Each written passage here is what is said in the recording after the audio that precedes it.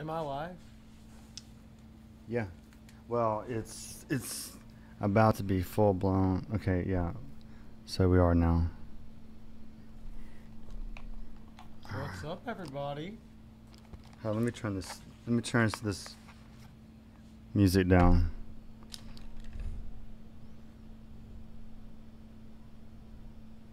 All right. So mic check, mic check. Mic check, mic check. My illustrious co-host Reagan. What's up, Jason? I'm so glad to be back doing this, my man. Hey, get closer to that mic. So glad to be back doing this, my man. There you go. There you go. Yeah. Long time. Yeah, I think we had to take down the last episode because of a bad decision I made. Are you making that same mistake? So what's been up? Well, honestly, man, we've been playing some shows. I did, well, I guess to start, actually, because it has been a minute since we've done this. Recently, I got hired with a man named Hillbilly Harold out of Nashville. And Hillbilly Harold has shared the stage with many very awesome acts, such as Slash, Steel Panther, and multiple others. And I'm looking forward to what's coming with that. And that's going to start kicking off in July. And I picked up some gigs with the guitar player of Hillbilly Harold. His name's Ryan. He's an awesome dude. Ryan Snyder. Y'all go check him out. Ryan Snyder? Ryan Snyder, yeah. Who is he? He's the guitar player for Hillbilly Harold, and he has his own project called Ryan Snyder. And but Throne, we played in Gulf Shores this weekend at the Hangout, and it was awesome. It was incredibly packed. Everybody I knew was at the beach this weekend for some reason. I don't know why everybody. I guess the weekend before Memorial Weekend. I don't know if that had anything to do with it, but hey, so let me ask you this. Yeah. All right, so you said he's got the Ryan what? Ryan Snyder. Ryan Snyder. So I see a lot of rock guys that do that at a certain point. What? Where they have their own moniker as their show. Well, yeah, he's like he's a good singer and he's a damn good guitar player, and he's a damn good singer. But he already had that going. He moved to Nashville to push Ryan Snyder, but then Hillbilly Harold was wanting to get started, or started branding himself out of Nashville because he's from L.A. Mm-hmm. And that's where he's been based out of his pretty much his entire career. And so he's just now wanting to base it out of Nashville, and he hired Ryan, and then Ryan, I've known Ryan for a minute. He kind of got involved and hired me, or at least helped me. And that's kicking off in July, and we're gonna start doing it then, and it's gonna be awesome. Yeah. What have you been doing? Fucking working.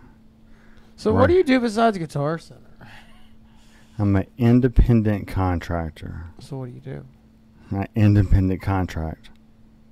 Yeah, no, I'm just kidding. He's over here like security guard, like bodyguard for somebody famous, aren't you? No. Yeah, he is. No. Don't let him fool y'all. Don't let him fool you. I don't know why. He's that's not showing right now anyway, so let me What's not showing? Let me fix it. Hold on. We're just trying to go live here, Jason. I know. We're live. We're live. It's just this fucking thing is like, this Mevo is not acting right. Pull up the app on your phone. Because you see that space right there? We got to get rid of that shit. That shit looks Let's see. Looks ghetto. I got you. I got this. Mexican ghetto. I have Mexican, so. Hold on. I got this, my man. That's what I meant by that. There you go. There you go. Oh, right. Yeah. Oh, there's still a corner. Hold on. I got this now. I'm OCD, my man. Is there a corner? That looks good, right? Yeah. All right, hold on. Let's get this way, so. No. Yeah, you just leave it like that. Well, widen it up a little bit. Here, it'll come down. No. I want it. Get a little bit wider. and then we're gonna shrink it over here. Like no, actually, let it go full screen. Just let it go full screen. Full screen? Yeah. I'm just trying to help everybody. I'm not good at this. I've never done this before. This is Jason's stuff. I just play drums. No, you're good. Okay. There we go. Here, kid, do you want me to shrink it a little bit? Huh? No. Just leave it like that, and then boom. Cool. All right. And then the other one will be like this, because this will be the screen in the back. You get what I'm saying? Yeah. Okay. All right, we're gonna put that there so we can see ourselves. So now people can see you. Were they not able to see me before? No, we had the standby thing going on while this open dialogue was. Cool. Hey, move that up that way. Huh? Move that up that way. What's this? Yeah, move that up that way. Well, hi everybody. This is well, now I can say hi because now we're on camera. But Jason. Yeah, you were asking me about my independent contractor. Yeah, what do you do? Who do you kill? No, I just independent. No, so at one point, this is actually a great start to that story I was going to tell you. But at one point, I had explored the option of doing Uber and Lyft, right, and being an Uber and Lyft driver, which is fine. It's actually one of the main things I do, but like I wanted to make a goal of like at least about 1,000 a week that I wanted to make, right? And so then once I made that goal, I was like, well, I'm an independent contractor. I'm not an Uber driver. I'm an independent contractor, so I just need to make it happen, regardless if it's Uber or not. Yeah. Right. And so I've signed up for every single thing that you do, and I do different things that aren't on the apps as well. But I've signed up for every single thing that you can do, and you start on a Monday at 0, and you're like, fuck, I gotta get to $1,000, right? It's a little daunting, it's a little discouraging, right? So I find it easier if you break it up by day, and I try to do $150 to $200 a day. Yeah. No, however I get it. I don't care if it's Uber or Lyft or what, but however I get it, doesn't matter to me. So I start, and I don't like to work nights. So, and I would rather work like early morning shifts. Yeah. So there'll be days, especially kind of like right now, I'll start around 3 a.m. and I'll hit $200 by 10 a.m. Damn. And so then I'll go home for the rest of the day. Now, let's just say that doesn't happen. Then if Uber and Lyft slow down, then I'll just pick up one of the other apps, whichever one's busiest and is paying the most next that I can do, then I'll do that. And so I do that for a little while, and then, if I don't feel like doing that anymore, or I turn on the Uber app and I start getting rides again, then I'll change.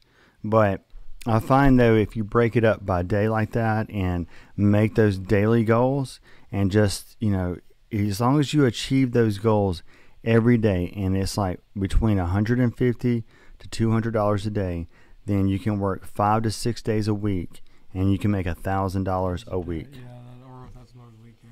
Right, and then, there's so much that you can learn by working the gig economy if you've never owned your own business. Yeah. Just by working these apps and building your taxes and things like that is really building the foundation for owning your own business. And so you just treat the whole fucking thing like a business. Don't be a Uber driver, don't be a dasher.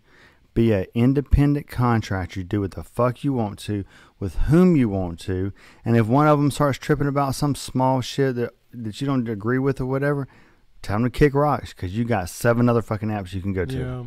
Yeah. Right? Give yourself options to where you don't have to put up with nobody's bullshit, and you can make your living. Well, see, that's with picking up shows with Brian right now, that's one of the main things that I feel like is actually about to start happening, and I feel like I'm about to actually start making enough money off music again to make a living, and then plus working their Guitar Center up there, then it would also be more money. So I just feel like it's in a good position right now or I'm in a good position to start making goals like that because I've never been able to make goals of like $1,000 a week. But I feel well, like I'm gonna tell you something that you really need to think about doing is setting up like an SEP IRA, right? And like whatever income that you don't need, or just try to make a point to do a certain percent, and you can because a lot of damn, this table sucks, bro. I'm not gonna stand up here and do that shit. oh man, all right. Or man, we were just having. This was a spur of the moment thing, ladies and gentlemen. He messaged me not too long ago and was like, "You want to go live tonight?" And I was like, "Yeah, sure. I'm off tomorrow." Not. I had that shit just falling off like 3 damn times. It has. Of course, this is a plastic table too. Yeah, it's not the best. Again, spur of the moment, thrown together. What was I saying? Talking about SER. Oh yeah, the Jesus Christ. Jesus H. Christ. Oh, I know what the problem is.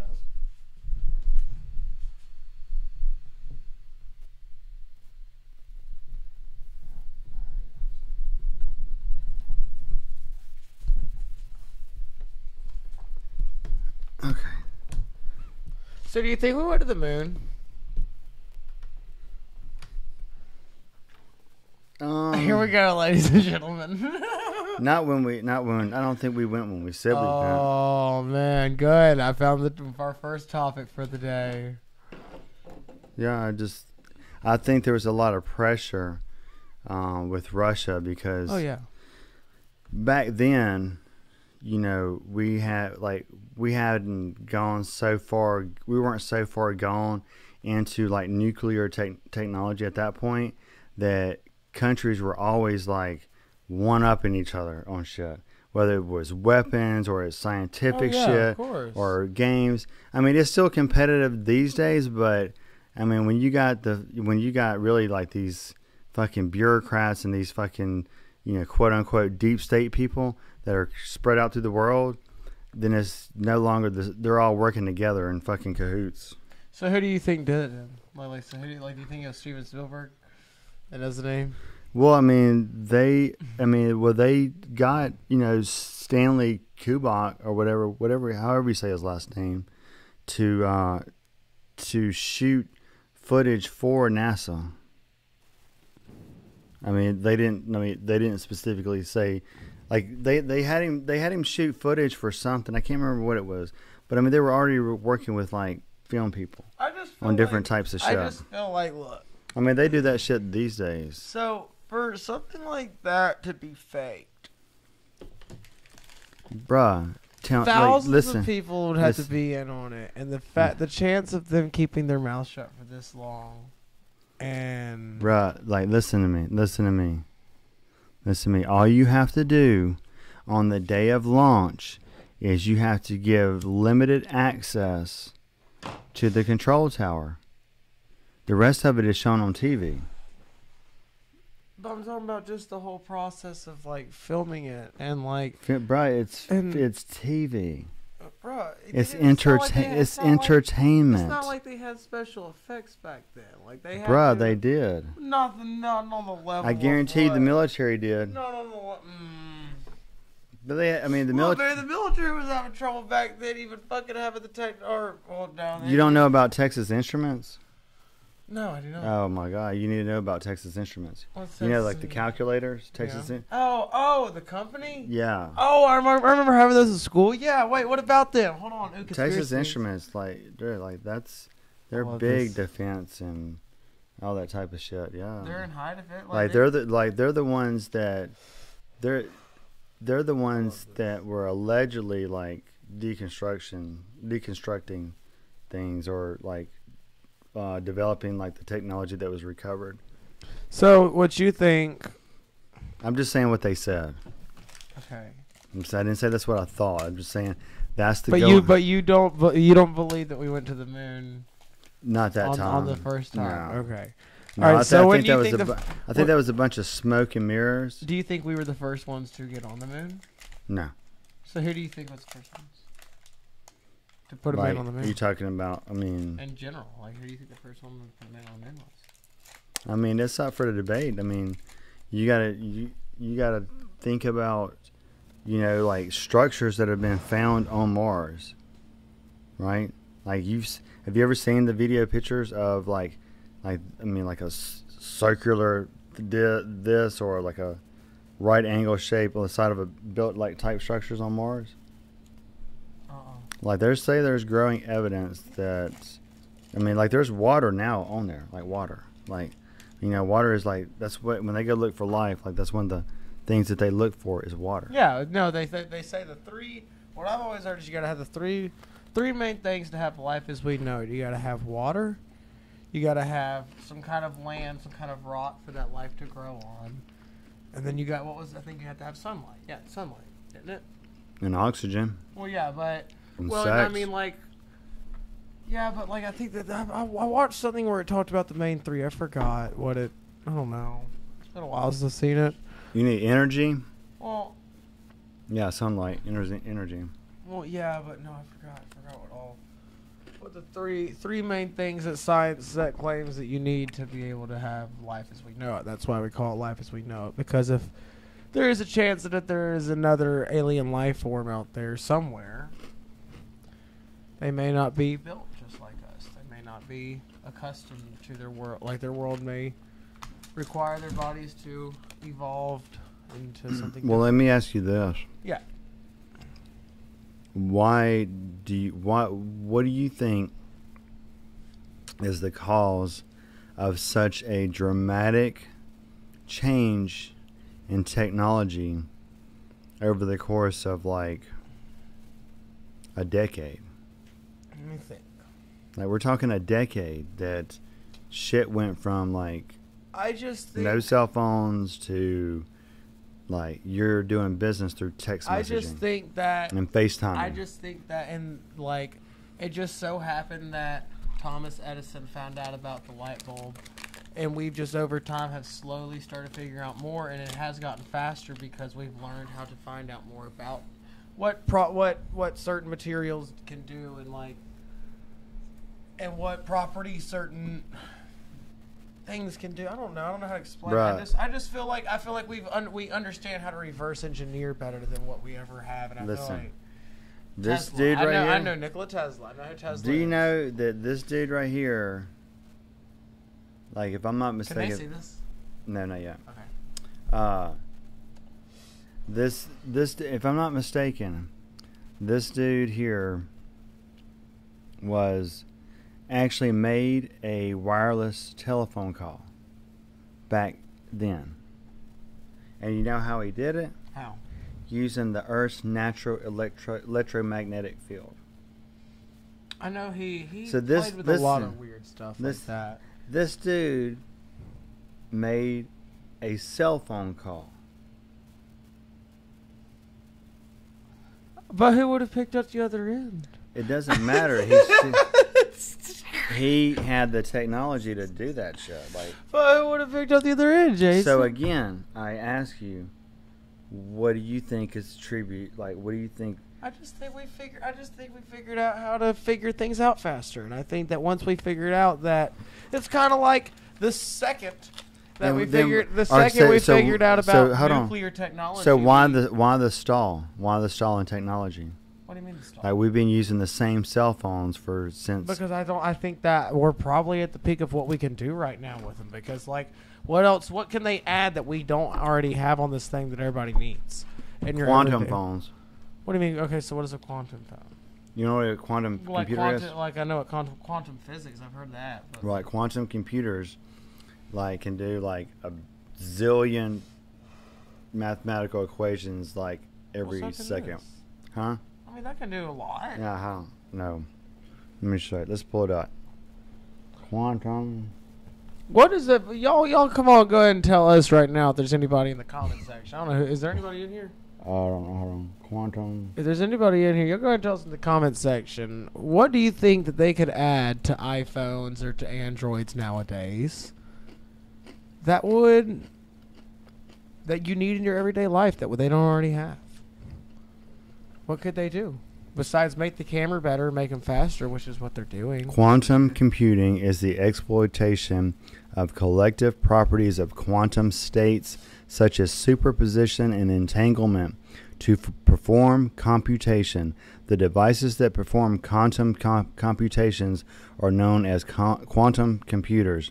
They are believed to be able to solve certain computational problems such as integer factorization, which underlies RSA encryption, substantially faster than classical computers.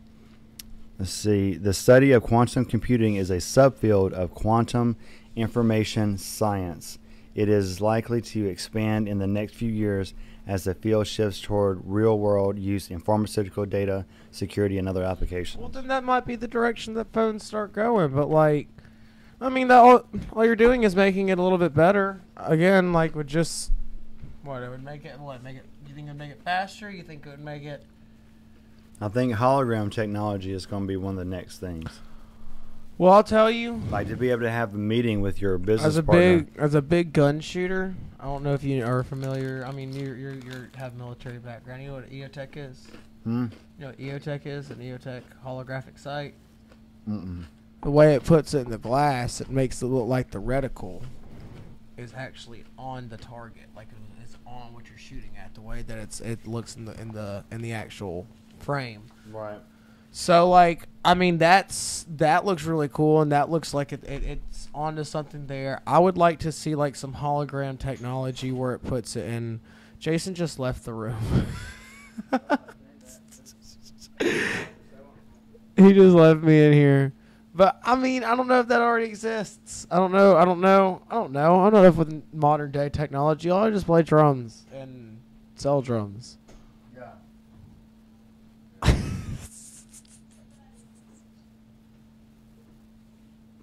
What up?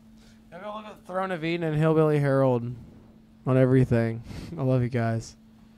This is so much fun. I love doing this, even if there's hardly anybody in here. I don't know. I mean, like I was watching a movie the other day, and like the two people were having a business meeting together, but one was in one city, and the other one was in another, and they were using hologram technology to meet with each other. Where do you check to see if people are? I'm just curious. Let's go to Mixcloud.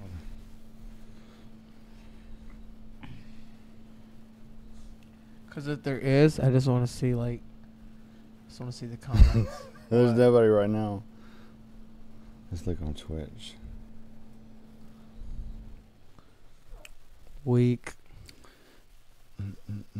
It is 12:30 on a Wednesday. That is true. And I don't do this a lot.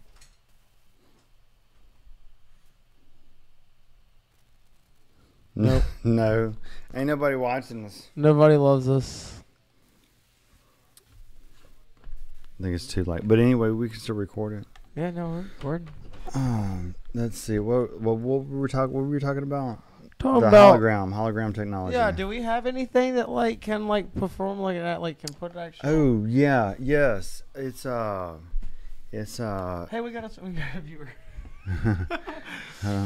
Wait. Y'all are gonna love this. It's blue something technology.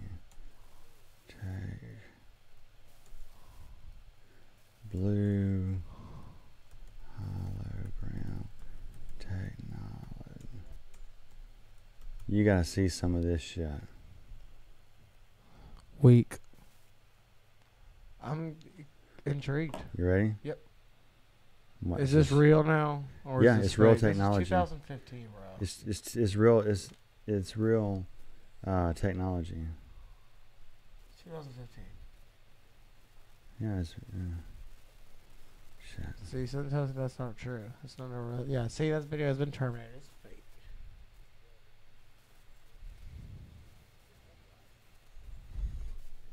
Here, I've seen it before. You can listen. And I don't think there's any music to it. But just watch it.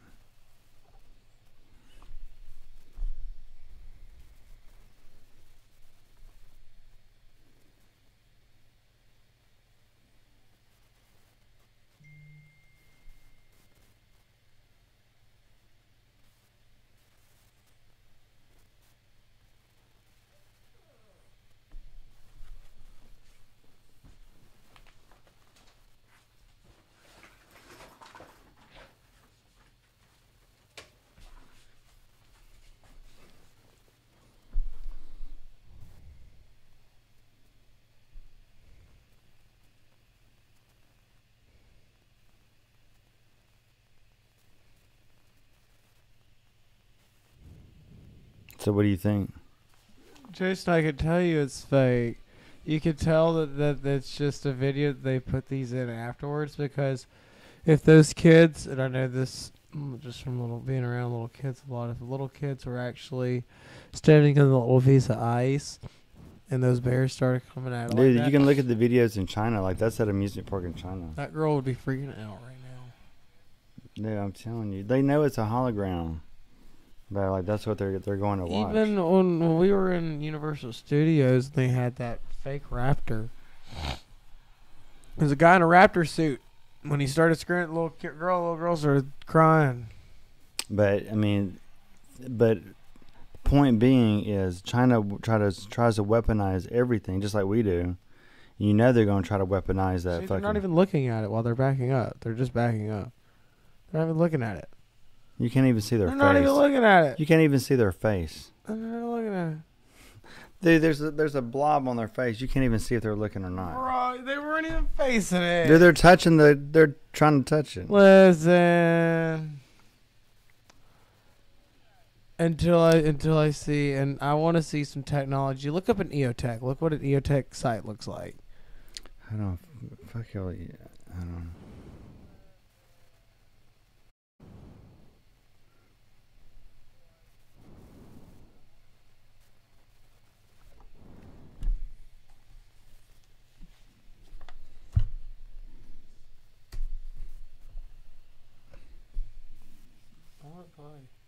I was,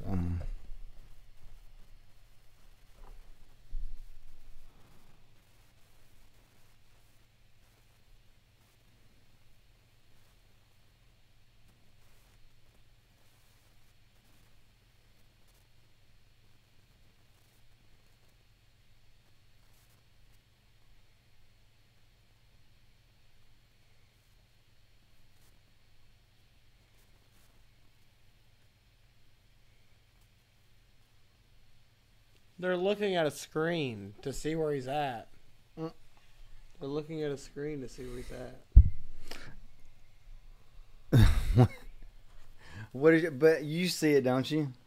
Yeah, but it doesn't mean that they see it. All right, then. That's all that matters. You see it. But it doesn't mean that they see it in person. Oh, my God, Reagan. What is wrong with you? No, I'm saying that you can obviously see that they're looking at like a screen to see where it's at.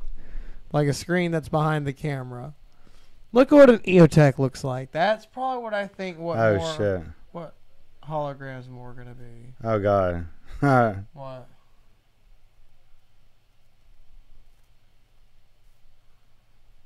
Jesus Christ. We got like we had. What? It was like a group conversation between me and you, and me and you, and me and you, because we had 3 windows open. Oh, I'm so weak. Yeah. Oh yeah, because Twitch is a little bit behind. Well, I mean, this one, the audio was on this one, and then like ours. So, I'm weak. all right, what did you want me to look up? Look up an EOTech site.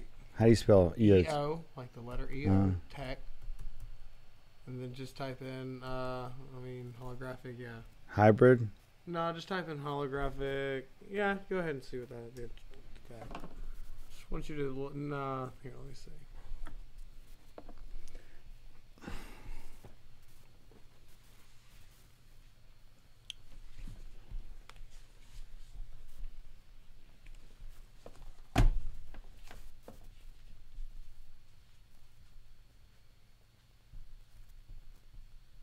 Here, go put on the headphones. Looking for my. Did you see my vape? Oh, your vape's gone missing too?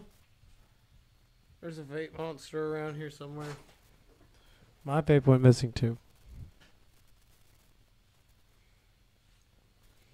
Let's see if we turn the headphones like this if me and him can both hear it. Sure we can.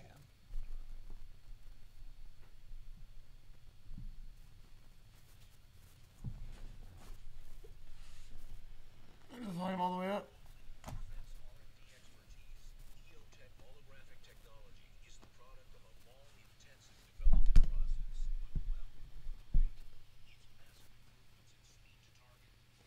So what's up with that?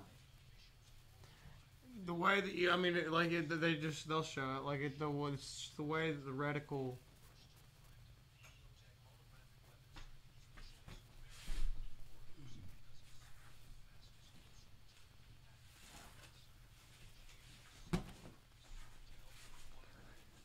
So what's good about it?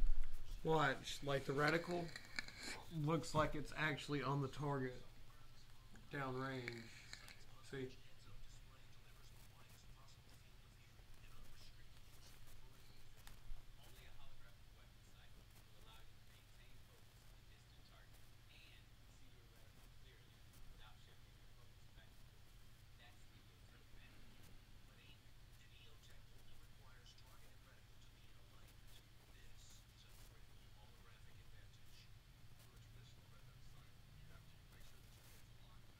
Yeah.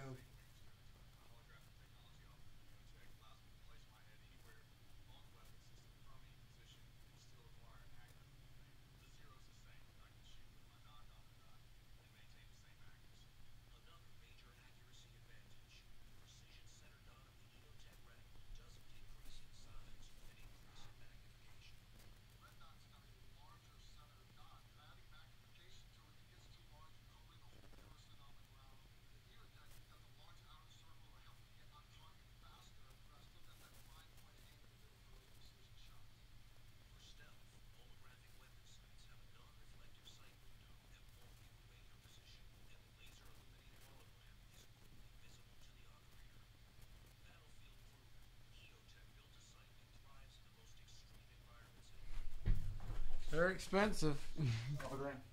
Oh yeah. You can buy a whole new AR for the price. One of those. I got a I have a what do you call it? They use them in special operations. Fuck, I can't remember the name of that damn. What does it do? It's a site. Elk inspectors? No. ACOG? Yeah, ACOG. What is it made by? Trijicon? Mm-hmm. Oh, that's a nice one. That's an over $1,000 optic itself. Yeah, I got it for like $500. EOTechs are my favorites. EOTechs and T1s. T1s are micro red dots. Itty bitty, like they're only about that big around. Yeah. And they're small, but what do you think about the G3s? G3, like the rifle. Mm. G3, like the G3 rifle. I don't know. I just threw a number out there. Oh well, there's a G3 rifle. That's what I was like. What do you mean, like G3 rifle? Yeah, I mean it's a old battle rifle that's still used by multiple foreign militaries. I mean, our military now. It's weird. So your standard soldier is usually probably, given an M4 carbine, and then your special M16s probably go to your Marines. I don't know if they still even issue M16. Yeah, M6. Well, because now, see, back about, I'd say about 10, 20 years ago, the SEALs and stuff. What they did is they took a M4 and they cut down the barrel, or they got a smaller barrel to about 10.5 inches with the A-frame sight, and they'd leave that little rail system, and they called that a Mark 18 Mod 0, or at the time it was just a Mark 18. That's what a lot of Navy SEALs use. Well, then they put on a Daniel Defense Block 2 rail. It's called a Mark 18 Mod 1, and that was the Navy SEAL gun for a long time. But now it's the HK-416, and that's the gun that killed Bin Laden. Do you think we killed Bin Laden? Huh? Do you think we killed Bin Laden? So, do you know the real story behind all that? What do you mean the real story? I mean, think about it. Think about it. Like, Have you ever watched the listen, I never. Think about it. Oh, here we go. Here we go. I mean, I'm gonna take. No, I'm talking about the mic Oh, falling. yeah. But, dude, they find a 6 foot, 7 foot Arab in the middle of Pakistan all of a sudden? Right? No. Now, see what had happened was, what happened, and this is, what happened was, is for a while, because there's news reports that Al Qaeda had links in Iran, and that at one point Osama bin Laden was hiding in Iran, and they were hiding him, right? And so all of a sudden there's this pressure campaign because the U.S. knows that he's over there, right? And so then they scheduled this handover. They're like, you need to hand him to us.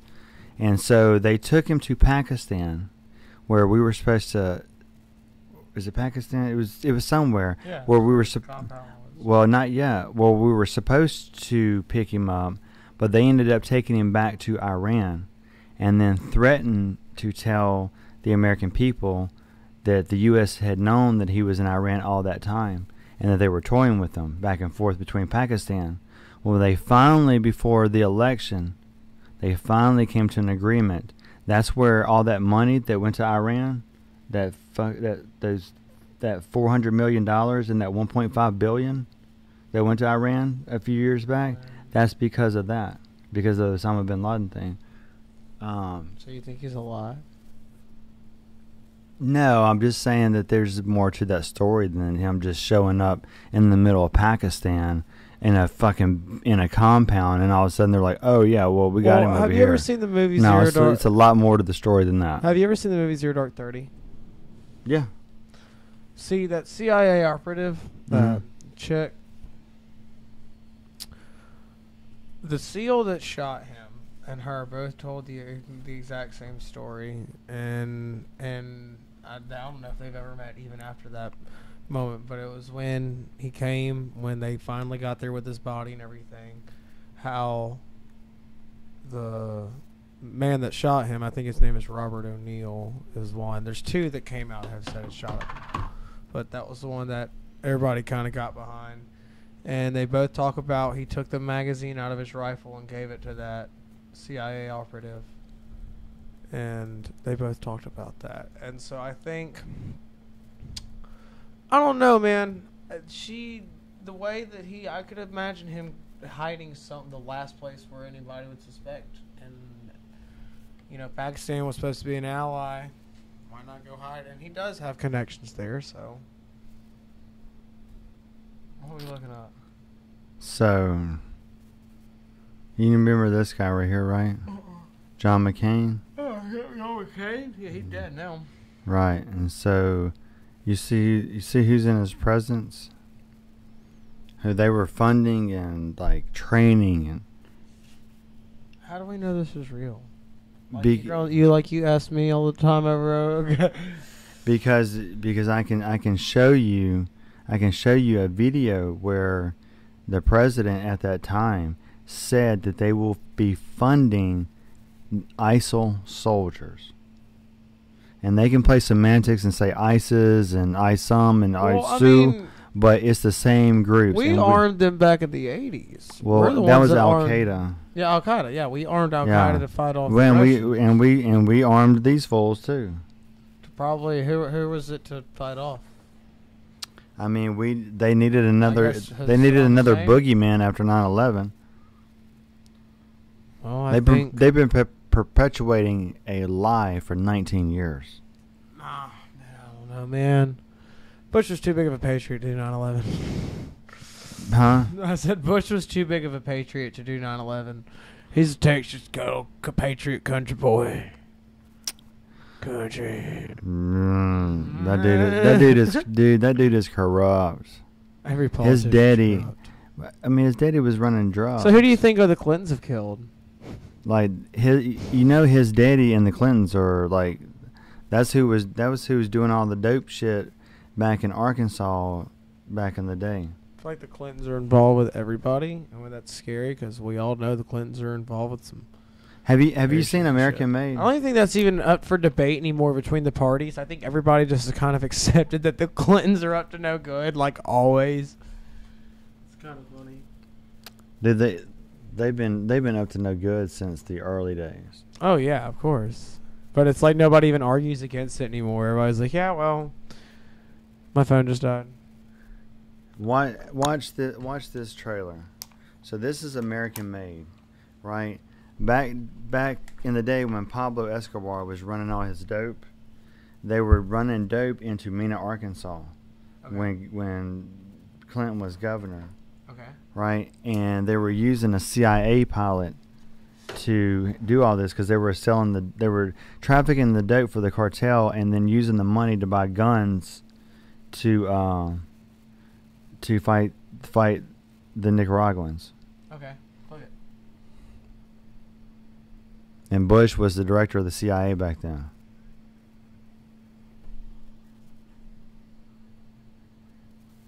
And this guy's name is Barry Seal. He was a CIA pilot that worked with him.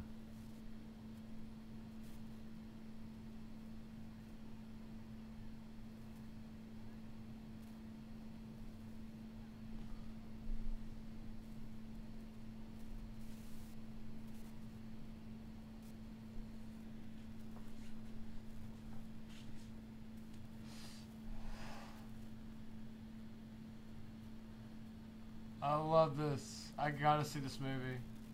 Yeah, I'm telling you, like that's the Bushes and the Clintons and probably some Reagan too. I don't know.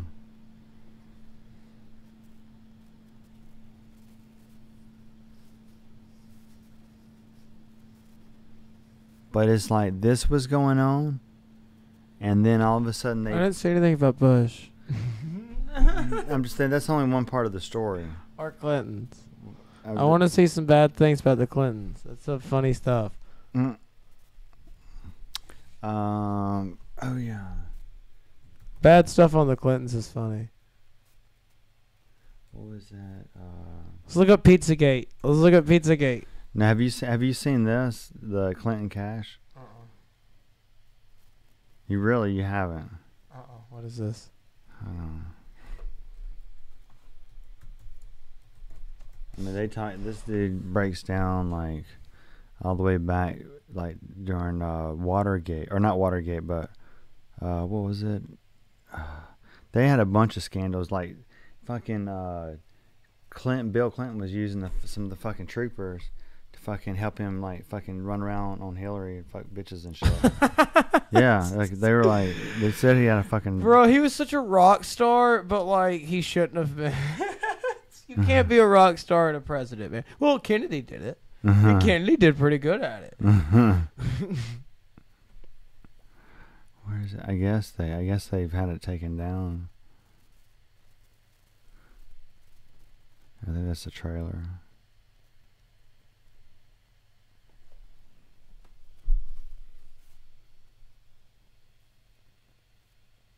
Oh, you.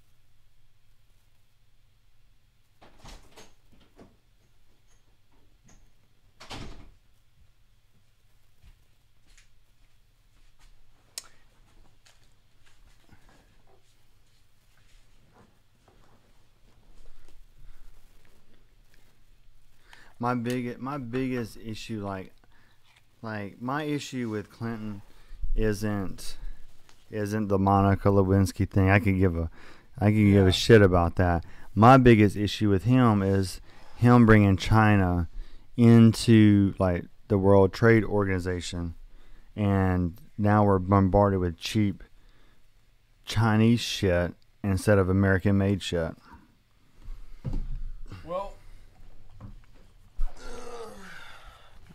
we can all agree the Clintons are weird, and the Clintons have some bad things on them.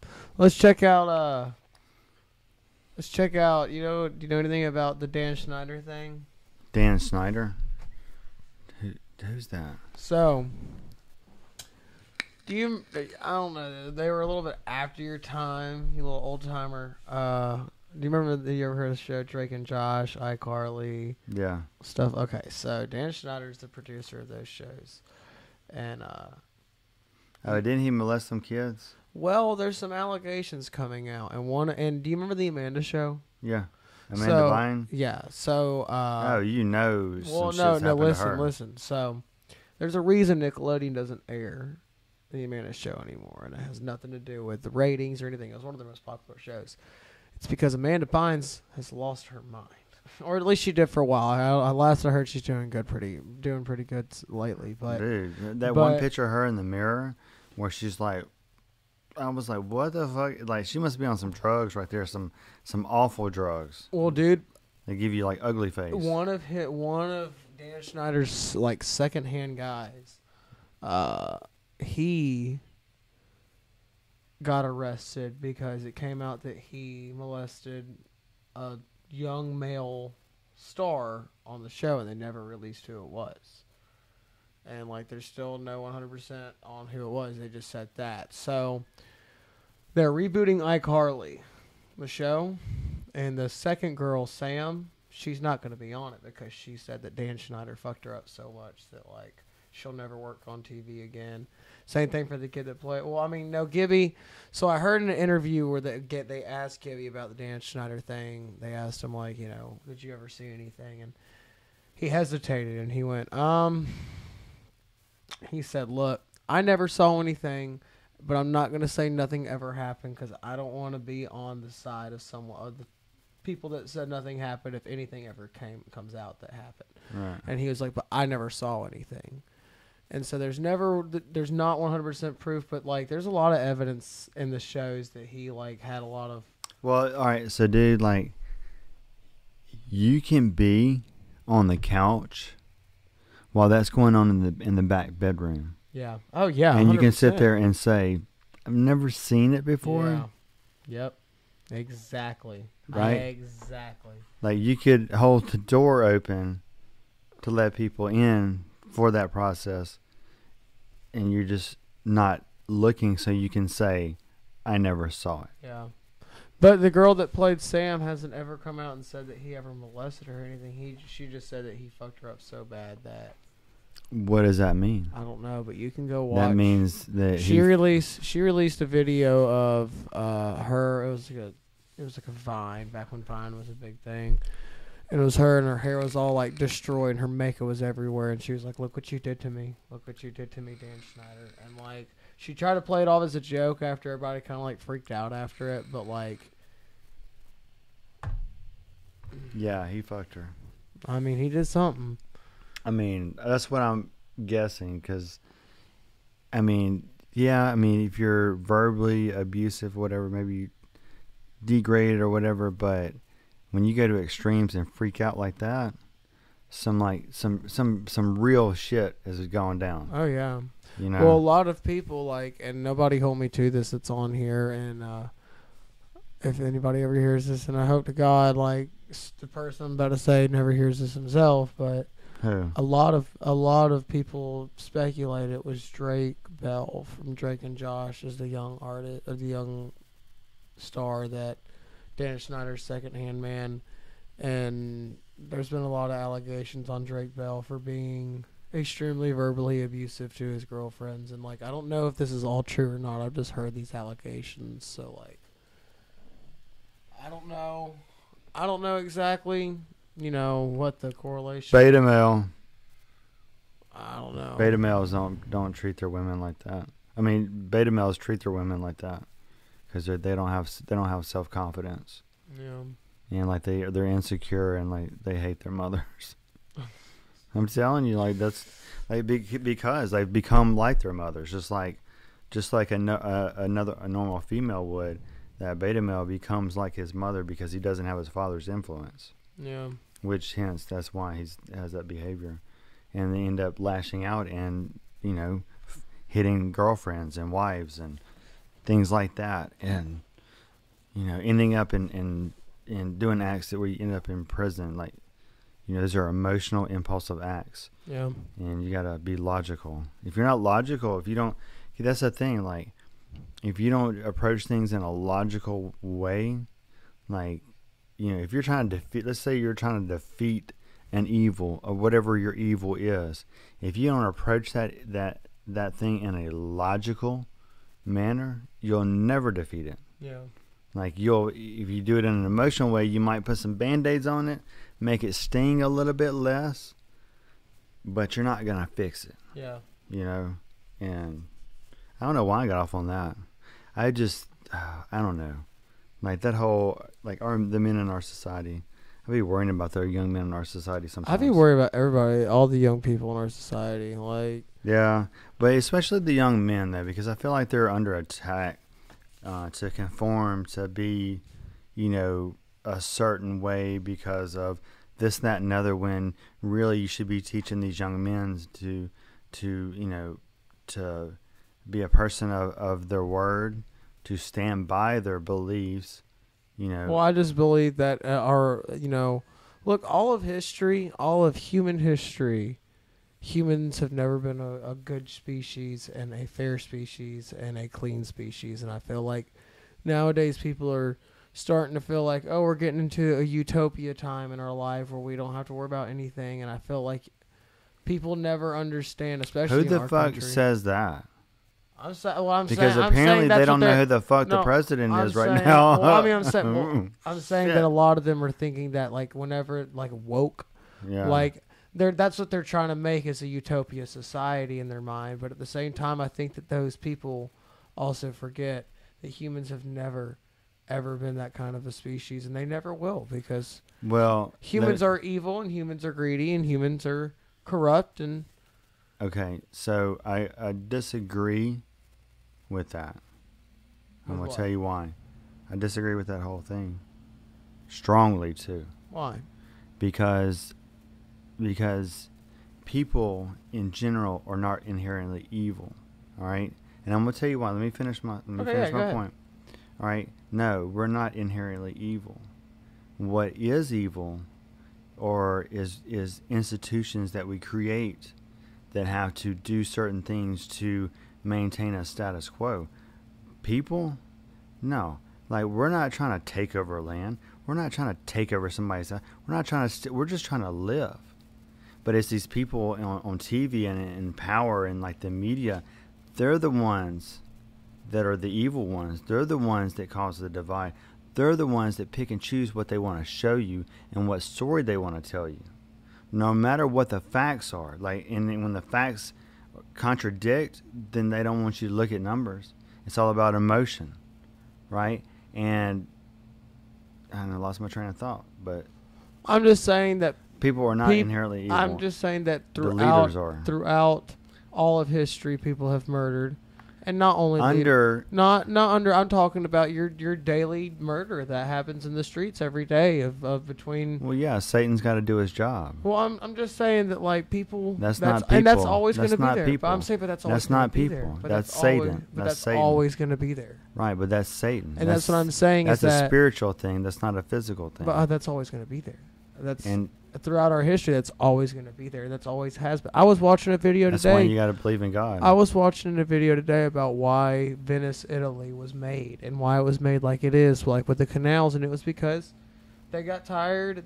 The mainland got tired of being invaded when the Roman Empire fell, because technically they were part of the Roman Empire. And when the Roman Empire fell, they couldn't get anybody out there to help support and defend. So they had to move to the marshlands and literally built the city on water to avoid being invaded because invading forces couldn't get their horses and their carriages, all that kind of stuff across the water. And so I'm just saying that even back then. But did those soldiers all get together and go, we're going to go try to attack Venice? Yeah, in fact, Attila the Hun did exactly that. The leaders, the government people, they're the ones that decided that. They're the ones that decided you're going to go put your life in risk for whatever reason. And people blindly followed. Well, yeah, I mean, you're a soldier. Just like Germans blindly followed Hitler. Not just Germans, but a lot of people blindly followed Hitler. Well, and it's one of those things. He created a welfare state. He gave people no choice. He demoralized them. He broke them, and he put them in a welfare state so he can manipulate them. If you make conditions worse for any human, they'll go back to their primal states. And there is an island in Russia that was famous back in the Soviet times where they used to send prisoners, and they would just abandon these prisoners on this island with nothing. And I mean, dude. But see, talk about the worst acts of humans. A lot of those things that come about come from senior leadership and certain people in this group that propagandize their message to their people. I mean, I'm sure. I mean, you gotta think how much this guy propagandized, the evil of Jews, while he had his people on a welfare state depending upon him, saying that all their economic problems were because of the Jews. So he manipulated his whole people by depriving them of economic shit and all this other things to hate Jews. But he's the one that created that whole environment. Well, he took like I said, he took humans' primal state to his advantage, because Germany was in a 10 times worse Great Depression than ours, and they were suffering from the Treaty of Versailles, and he came up to these people who were starving, whose families who's watching their kids starve, and he said, "Hey, I can fix this." But see, it's like a typical. And they followed him because a typical socialist. It's a typical socialist. He promised all that shit with the welfare, wrecked the whole thing, and then he demonized a group, and made everybody hate him. And then in the meantime, fucking gassed 3 million people. 6 million. 6 million. 6 million Jews, and that's not including 6 million Jews, not including the everybody else. I mean, he went after a lot of groups of people, and I'm just saying that, like when you get humans down to a point of where they're watching their kids starve. Yeah, I mean, then they'll follow anything that tells them. Any group, and not just Nazism, but if you demoralize a group and you starve them, and the only way is your way, just like you see happening now. That's North when Korea too. That's when they're going to. That's why you see, I don't know, like some of these people, like when you see them speak about certain topics, like in your mind you're like, damn, like these people don't ever read. Oh yeah, we need to change that. Oh wait, no. Yeah, that's fine. But it's like people have lost their critical thinking skills because they have made it their business to make a joke out of you if you question anything. You question anything that's counter to what's said on TV, like you're some conspiracy or you're not credible. They point out every single thing. Your person's on Xanax and this, that, and other, and when half of these motherfuckers on the media are on doped up on shit too. But there is no incentive for free thought these days, only in group thought. Mm-hmm. Right? If you try to have some individual thought or critical thinking, like people, I mean, you're a racist, really. Oh yeah. Sometimes. Well, see, I watch And I don't agree with everything he says or believes, but I watch a lot of Steven Crowder because I really like his Change My Mind series where he... Oh, yeah. Yeah. I like watching that, and one thing that I've just learned from that, man, is that people are so emotionally charged in politics nowadays that they can't sit down and have a calm discussion most of the day. It's so funny, though. I mean, dude, they come in Funny. so hot, and it's like, man, why you got to be like that? Like, we could sit here and have a calm discussion about this, but then again, man, you'll never... I mean, somebody who's emotionally charged in something, you'll never convince them of something else. Like, and that's what I feel like that's one thing the media tries to do. Is the media tries to get people emotionally charged into politics, and just tell you that if you don't believe a certain way, then you're a terrible fucking person. And it's like, no, I'm not. That doesn't make me a terrible person. I just believe. I see things different, and I should, because the way that I see and live my life is a lot different than some guy who does hair in California. So, did you hear about that leaked? I think it's a leaked video.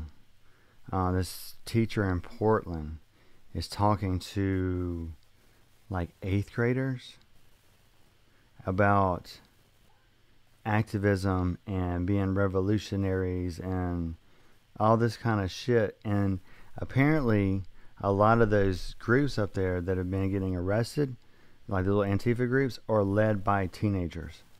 Oh, yeah. So they're like, these people are working on fucking up a generation. They're going to have police records.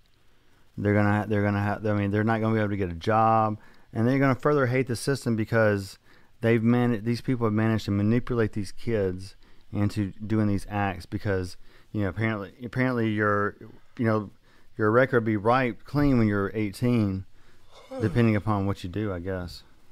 Well, either way. I mean, but see, that's the thing. Like, I'm like, where the fuck is the parents at, for one? Because, like, you can blame these groups all you want to, but it starts with the household. It starts with the parents. I do. There's a book, and I talk about this a lot because I think it's interesting. And I don't know. I've never read it. I didn't think you did. My friend, yeah, exactly. My friend Kyle. Like he can I'm read. not going to say his last name because he is a Birmingham police officer, so I'm not going to say anything about his information. But he told me about a book told me about a book called The Wall. By Pink Floyd? No, that's an album. That's an album. I thought there was a book too. I don't know. And a video and a light show. So The Wall is some mushrooms to it.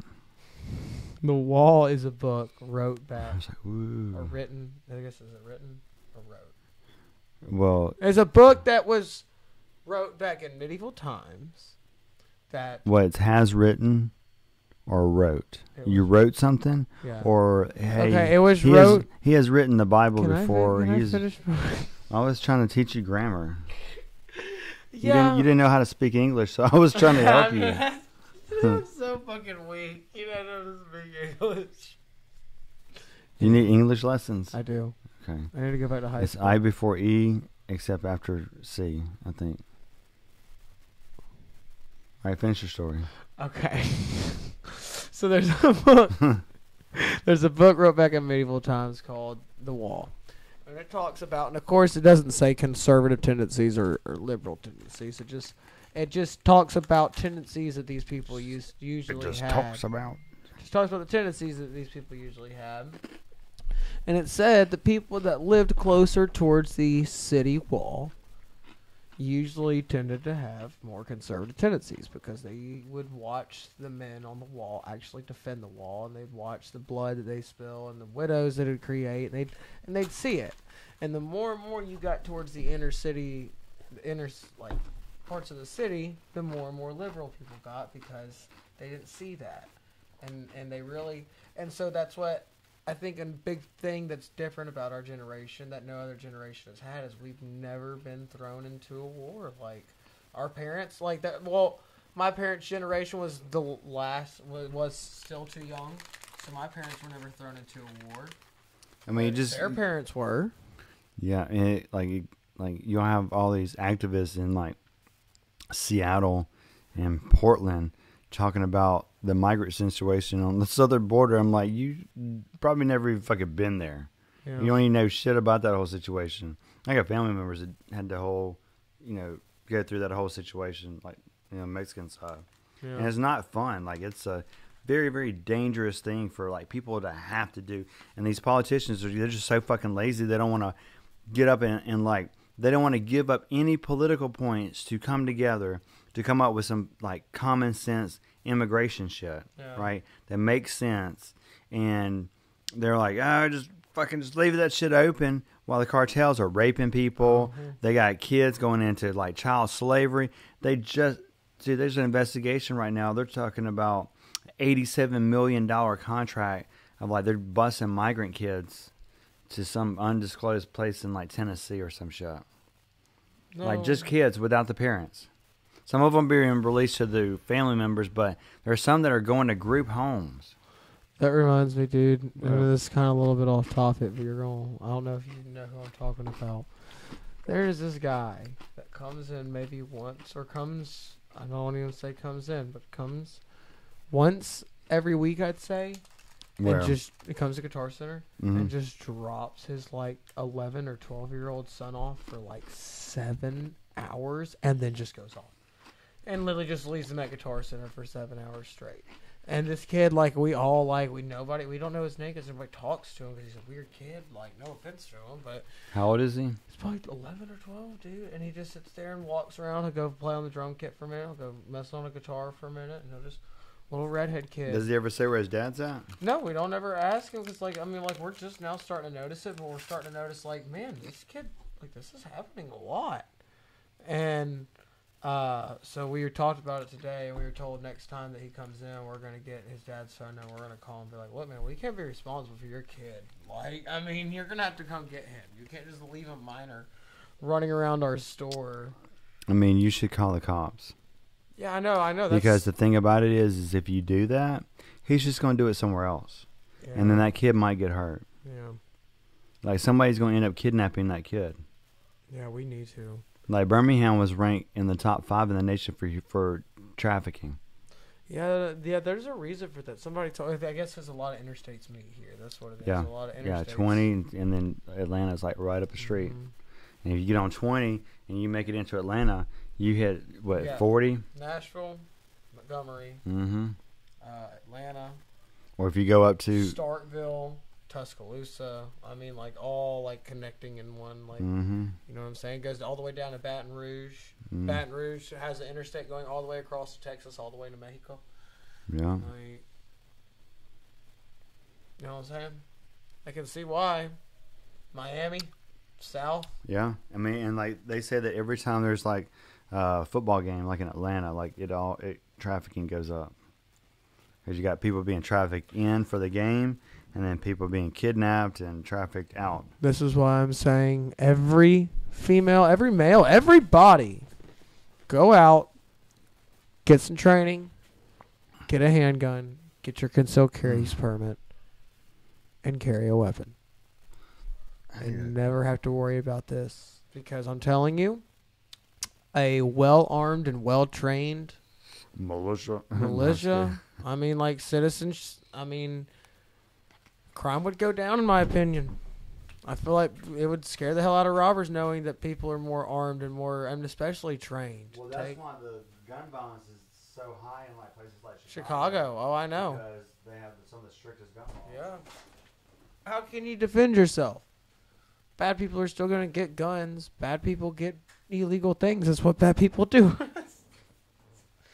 I could go get a gun off the black market right now. Like, it's easy. It seems like even, like, some of these never have, though, have been promoted or even encouraged over the past, like, year, and it seems like responsible gun owners are going to get punished. Well, when people that follow the law. Dude, is my dog outside? Yeah. Hell yeah. Let me go let the little bastard in. Go get a little bastard. Tell a story. Tell a story? Yeah. About one of your van trips.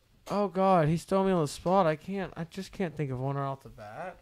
Most of them are too inappropriate to tell on here.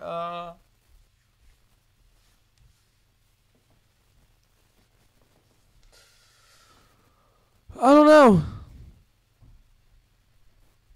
We got flamethrowers. Yep. They go.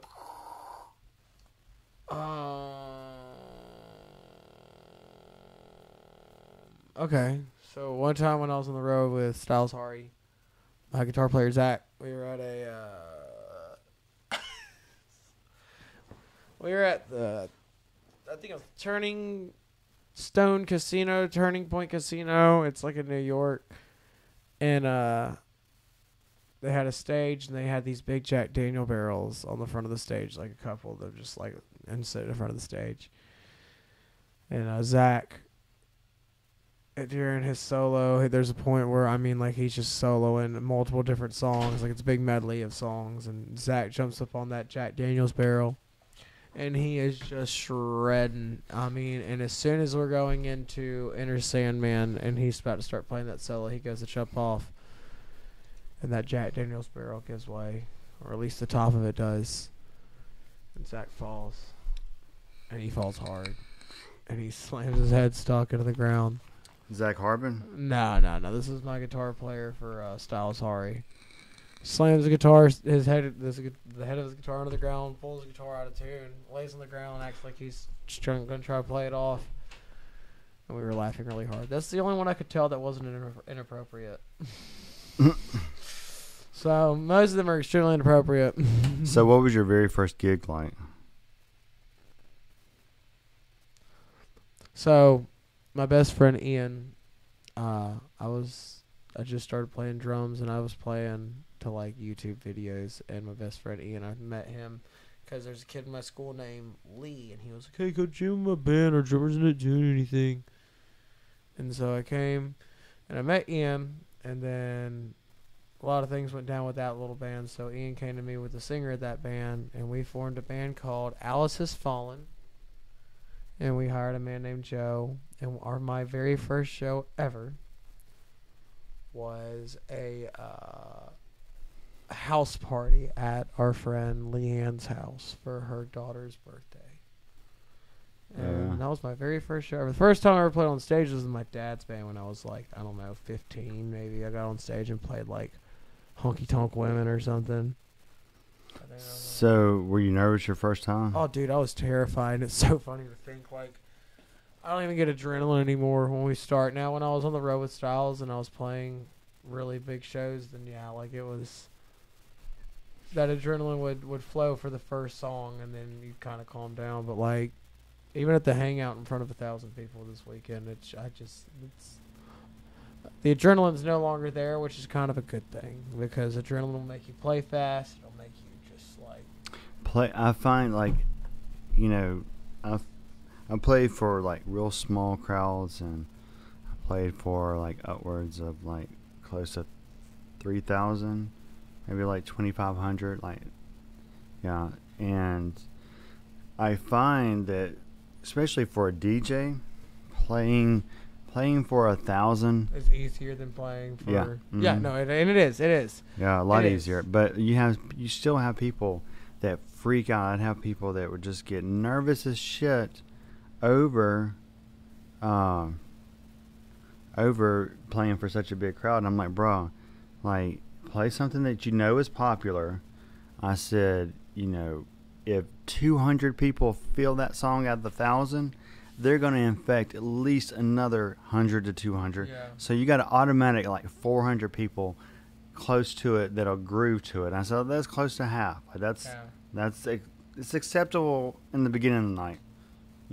Midnight, I need about 95% participation. Like they used to really get on my nerves. Like, not the crowd wouldn't get on my nerves, but it would get on my nerves that I was having trouble. Like, if I was in a rut or something, I couldn't find that pulse and exploit it, and I was just fishing with songs, trying to find out what was gonna like flow. It like irritate me, and then like somebody would say, "Hey, you want smoke?" And I'm like, "Fuck yeah, let's smoke." And I'd go out the back, and it'd be me and the boss man and the weed man, and we'd smoke a little bowl, and I'd walk back in there and I'd tear that shit up.